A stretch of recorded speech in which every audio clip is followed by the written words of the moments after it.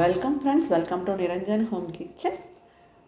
நாம் இன்றைக்கி ஹோட்டல் ஸ்டைலில் மட்டன் கிரேவி செய்கிறது எப்படின்னு பார்க்க போகிறோம். இது இட்லி, தோசை, சாதத்தோடு வச்சு சாப்பிட்ற மாதிரி டிஃபனுக்கும் லஞ்சுக்கும் சேர்த்தாப்பில் ஒரு கிரேவி தான் செய்ய போகிறோம்.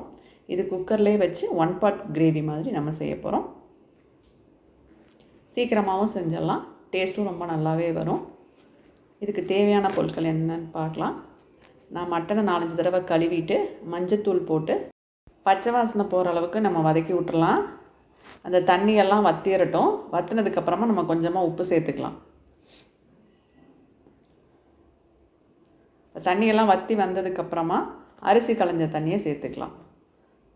ஓரளவுக்கு வற்றி வந்துடுச்சு. இப்போ அரிசி களைஞ்ச தண்ணி ஊற்றி ஒரு 5 விசில் வச்சு வேக வச்சுக்கோங்க. நல்லா கறி சாஃப்டாக வேகிற வரைக்கும் நீங்கள் வேக வச்சுக்கோங்க. இப்போ மசாலா, அந்த கிரேவிக்கு தகுந்தப்போ மசாலாவுக்கு கொஞ்சமாக நல்லெண்ணெய் சேர்த்துருக்கேன். அது கூட ஒரு 20-25 சின்ன வெங்காயத்தை சேர்த்து வதக்கிக்கோங்க. முதல்ல நல்ல வெங்காயம் வதங்கி வரணும். அதுக்கப்புறமா நம்ம இதுக்கு தேவையான பொருட்கள் சேர்த்துக்கலாம்.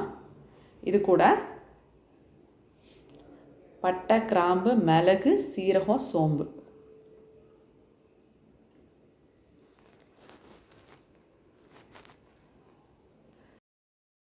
கொத்தமல்லி தழை சேர்த்துருக்கேன். அதையும் சேர்த்து நல்லா வதக்கி விட்டுருங்க. ஆற வச்சுட்டு ஒரு 1/4 மூடி தேங்காயோடு சேர்த்து நல்லா நைஸ் பேஸ்ட்டாக நம்ம அரைச்சி எடுத்துக்கலாம்.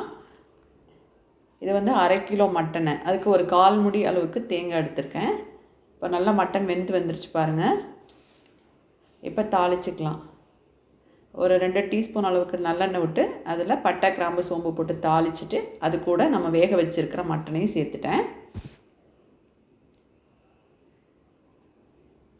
இது கூட மல்லித்தூள் 2 டீஸ்பூன், மிளகாய்த்தூள் ஒரு 2 டீஸ்பூன், கரம் மசாலா தூள் 1 டீஸ்பூன் அளவுக்கு சேர்த்து நல்லா மிக்ஸ் பண்ணி விட்டுக்கோங்க.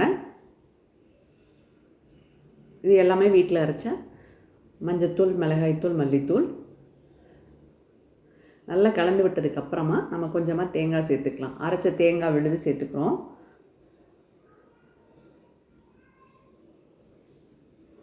உங்களுக்கு கிரேவிக்கு எவ்வளோ தண்ணி தேவையோ அந்தளவுக்கு நீங்கள் தண்ணி சேர்த்துக்கிட்டால் போதும். அதிகமாக தண்ணி விட வேண்டாம். இஞ்சி பூண்டு பேஸ்ட்டு வந்து நான் சேர்க்கல, அதனால் நான் இப்போ சேர்த்துக்கிறேன். அது 1 டீஸ்பூன் அளவுக்கு நான் சேர்த்து நல்லா கலந்து விட்டுக்கோங்க. உப்பு காரம் செக் பண்ணிக்கோங்க, பத்தலைன்னா சேர்த்துக்கலாம்.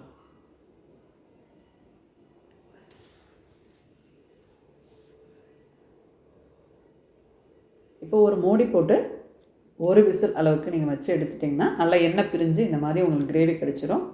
ஈஸியாகவும் பண்ணிடலாம், டேஸ்ட்டும் ரொம்ப நல்லாவே இருக்கும். இப்போல் மட்டனில் எண்ணெய் சுக்கா, கொத்துக்கறி குழம்பு, எலும்பு குழம்பு, ஈரல் குழம்பு, இந்த மாதிரியான வீடியோஸ் வந்து நான் ஏற்கனவே வந்து அப்லோட் பண்ணியிருக்கேன். தேவைப்படுறவங்க டிஸ்கிரிப்ஷன் பாக்ஸில் கொடுக்குறேன் அந்த லிங்க்கு. தேவைப்படுறவங்க செக் பண்ணி பார்த்துக்கோங்க. தேங்க்யூ ஃபார் வாட்சிங்.